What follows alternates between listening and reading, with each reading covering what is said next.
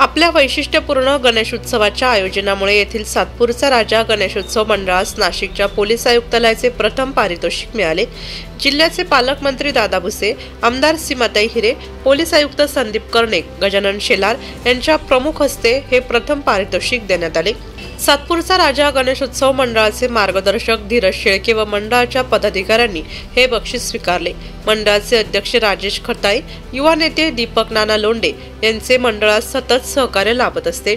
पारितोषिक वितरणाप्रसंगी सातपूरचा राजा मित्रमंडळाचे चेतन खैरनार, विजय शिंदे, गणेश पाटील, पियुष पाटील, रवी खैरनार, शैलेश खताळे, बंटी कौर, शुभम कौर, गौरंग सोमवंशी, भरत गांगुर्डे, कैलास पाविस्कर, मनोज पाटील, सुधीर शहाणे, सुशील शहाणे, बापू सावकार, श्याम खुर्दळ, मारुती पाटील, प्रकाश वाडेकर, किरण मैंड, राजू खरे, महेश गोंगाणे, संदीप सोनवणे, नितीन सोमवंशी, बंटी निकम, अशोक अहिरे आदी उपस्थित होते। पारितोषिक प्राप्त होताच कार्यकर्त्यांनी आनंद साजरा केला। नाशिक लोकशाही न्यूज साठी रमेश खरात, सातपूर।